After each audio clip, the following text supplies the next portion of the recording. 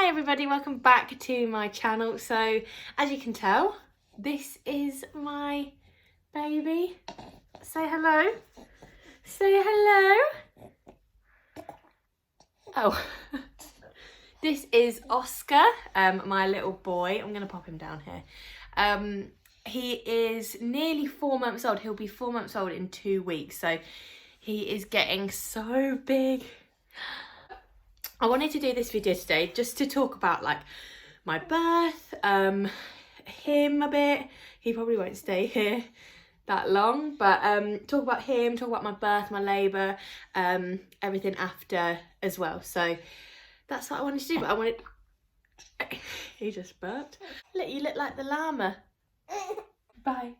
So I'm going to basically tell you everything that happened in terms of my labour, just all the stuff that you want to know or might want to know what happened in my labour, because let me tell you, it was not a normal labour. It was pretty crazy, and to be honest, it happened nearly 4 months ago now, so I'm going to try and remember as much as I can. So yeah. My due date was the 11th of September, so I was having like the weeks before that, I really thought he was going to come early because it was just, I was getting twinges all the time. I was so uncomfortable. I had something called, oh, I can't remember what it was called. SPD? I could be wrong, but it's basically where you get extreme pain in your hips, which is just fabulous. I remember just begging for him to come. I couldn't roll over in my sleep. I couldn't stand up. I couldn't do anything.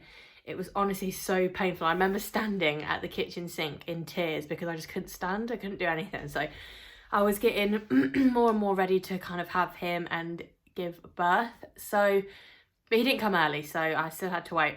My due date came and then it went. And when you're pregnant and you kind of go past your due date, you are just sat around waiting for your baby to come. So I went for, the day after my due date, I went for a stretch and sweep. So what that is basically TMI. This whole video is going to be like TMI.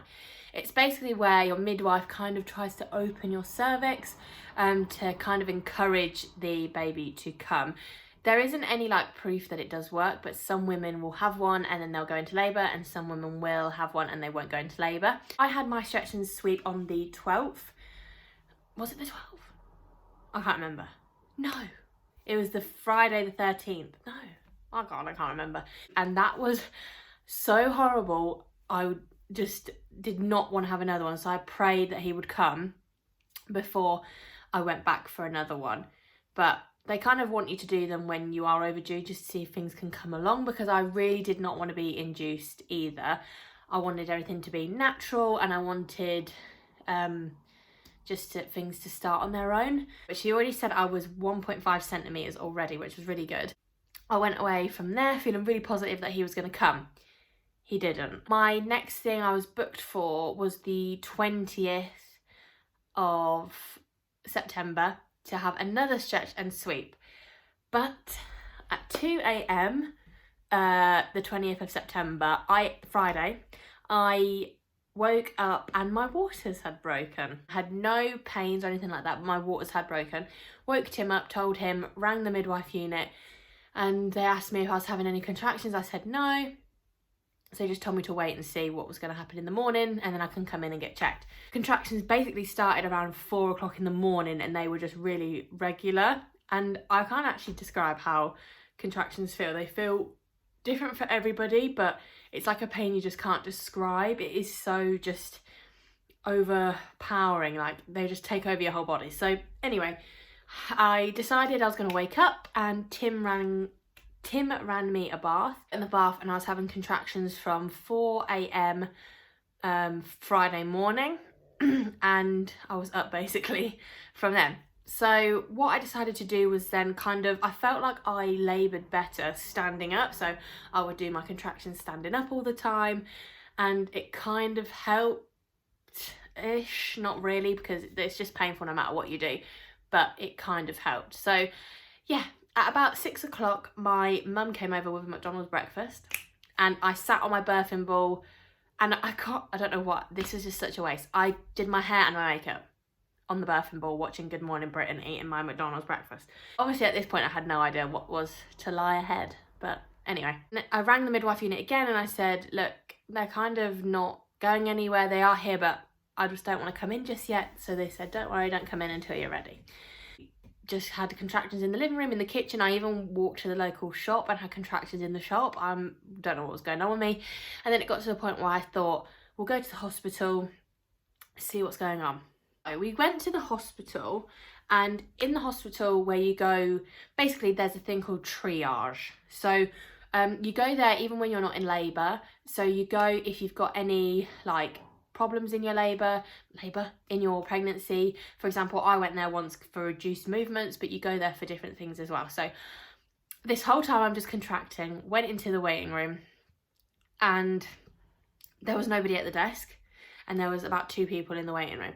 And these 2 people, it was just like a mum and her daughter, and the daughter was pregnant, but she wasn't in labour. So I was stood at the desk and I was having full-blown contractions like a crazy woman, and no one was there. So I was just having contractions. And we got to the hospital at about 11. Finally somebody came and I gave them my growth chart to say, yep, I am in labour, let's get cracking. I was getting kind of embarrassed because I was just having full-blown contractions in the waiting room of the hospital and I wasn't getting seen. So yeah, you can imagine how I was feeling. I finally got seen to this like I don't even know what it was, like it was like a pre-room, and you'd basically go in there and then they'd tell you what you need to do next. So I went in there and I was having contractions as I had been doing since 4 a.m. and the midwife said that she didn't think I was in labour. So I was like, right, well my waters have broke, I'm contracting in front of you, but you don't think I'm in labour. Okay. We just didn't know what to say. She said, you need to go back into the waiting room, we're going to monitor you. In like a room where I'd been monitored before for reduced movements. It wasn't like a labour room, a delivery room, nothing like that. So I was just so confused, and Tim was getting annoyed and so was my mum, but I was just like, whatever. Went back into the waiting room, but it was so hot and it was so packed now. I just was like, no, I can't do this. So we like walked around the hospital a little bit, having contractions, really, really painful. Finally got called back into this room. And another lady saw me and she literally took one look at me and was like, I think you're in labour. I was like, finally someone actually thinks I'm in labour. We got moved to a delivery suite. That was at about 2 o'clock. So I'd been there since 11, and that whole thing, I'd been contracting in a waiting room for 3 hours. And after a few observations, I was examined and I was nearly 4 centimetres, which was great. I was so happy because that meant I got to stay in the hospital. So I made myself comfy, ate some food, and she did say to me, do you want any pain relief? So I said, yes. I was going to go all natural, but then, yeah, the pain, it was just too much. And you know what? If it's there, take it, because, I mean, you don't get anything for not having it. So I just thought, okay, I'll just have it. Had diamorphine, something like that, an injection that they put in your thigh, and once I had that, I got really sleepy, but I went into the bathroom, had a bath, and was having like contractions in the bath, but it kind of like dulled them down a bit, so it wasn't too intense. I mean, it still was there, but it was a little bit more bearable. So I had a bath, then they were coming in and out, kind of just like doing things, I don't even know. So I had another bath because I just found I was just more comfortable in the bath. And yeah, we kind of, from about 2 for like ages, we just were in the room just labouring. The midwife said that she'd come back at around 7 to re-examine me and see where we were at. So I was just like, okay, he's got to make it do. So I was going through and it was just getting so much. Like, I remember just holding on to Tim, swaying back and forth and just shaking, like in so much pain. And it got to about 10 to 7. I just thought, I know they said 7, but honestly, I can't go on anymore. So my mum went out there, but it was just a shambles. Like, there was nobody. We finally got seen at 8:30. So I just was a mess by this point, and I got examined by a different midwife, and she said I was only 5 centimetres. So from 2 until 8:30, I'd only gone up 1 centimetre. So she told me my pain relief options, and I did opt for the epidural. Okay, so you think this is where it gets straightforward, but no. So I'm waiting for the epidural. You have to wait for the anaesthetist to come in, basically explain everything to you. I was on the gas and air at this point as well, and I was waiting for the anaesthetist to come in and tell me everything to do with the epidural. When they do the epidural, if you don't know what an epidural is, basically it's like a massive needle in the block in your spine, and it sends pain relief through your spine and nervous system, so you don't feel any pain while you're in labour, basically. Your whole legs go dead and everything. So it is one big needle in your spine, and then there's a tube that goes in that threads the liquid, the drugs through the body. He couldn't get it in the first time, so it actually took 13 attempts to get the epidural in, which was absolutely fabulous. If that was a really low moment in my labour where he actually had to stop halfway through. He just took a break and he said, we'll come back to it because I really can't get the needle in. And it was either like the pain of having that epidural put in. Oh my God, it was so bad. And obviously you're contracting at the same time as well, so it's just on another level. I remember just sitting on the edge of the bed with so much fear. I couldn't even control my breathing because I was so scared of having to have the epidural again, because I didn't know if he was going to get it in or not. But then I was also scared of just going through my whole labour with no pain relief. So I was in like between a rock and a hard place. I had no idea what I was going to do. So when he came back after his little break to do it, finally he got it in. And then once that had kicked in, it was fine. I laid there, the pain disappeared, and I managed to like sleep for a few hours, which was really good. But then, it just keeps getting better. She examined me at like midnight, and I was 7 centimetres, which was so good. I'm really proud of myself that I managed to dilate a little bit more. And I want to say, I don't know what time, like 2 in the morning. This is Saturday morning now. So I'd been in labour. My waters had broke 24 hours ago now. Yeah, about 2 o'clock, the epidural machine started beeping and it woke everyone up in the room. And I looked at it, and to cut a long story short, basically, the bag that had the liquid in it needed changing, but she couldn't do it, the midwife. The only person that could do it was the anaesthetist, and he was in theatre for an hour.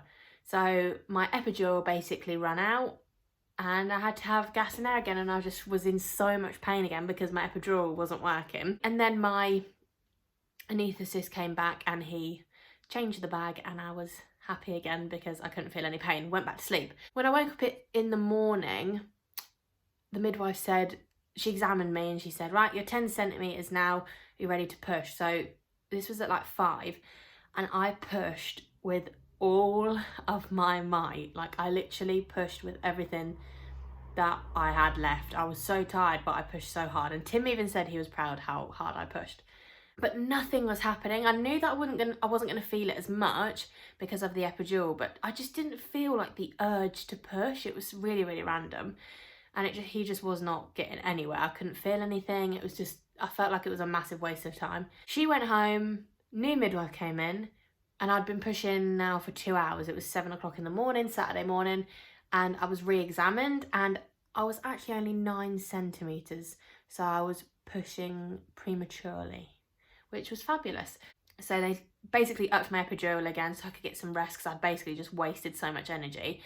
And after a few hours, it was kind of decided that they were going to try emergency forceps. If that wasn't going to work, then they were going to do an emergency C-section. Because I'd obviously been in labour now for so long, I was getting so tired, but Oscar wasn't getting tired at all. He wasn't even playing around. He was just chilling. His heart rate didn't go anywhere.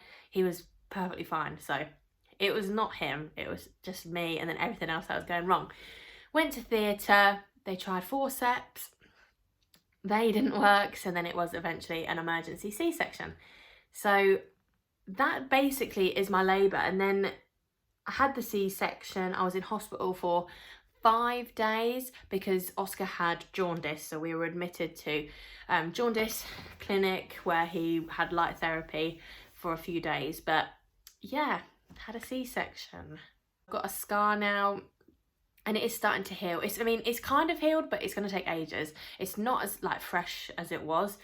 but it's also not as bad as it was either. It is getting a little bit better. But yeah, that is my labour story. All in all, it was pretty traumatic, if I do say so myself, but it hasn't put me off having any more. It did, and I was dead set. I was like, no more kids at all.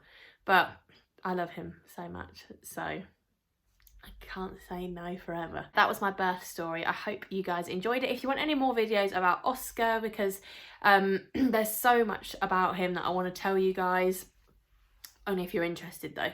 But if you guys want any more videos to do with Oscar, or with Oscar, if you want updates on him or anything like that, just let me know. Or if you don't like the baby stuff, let me know as well. But I did want to come on because obviously I did document a little bit of my pregnancy, and I just wanted to tell you how it all kind of ended. So I will see you guys in my next video.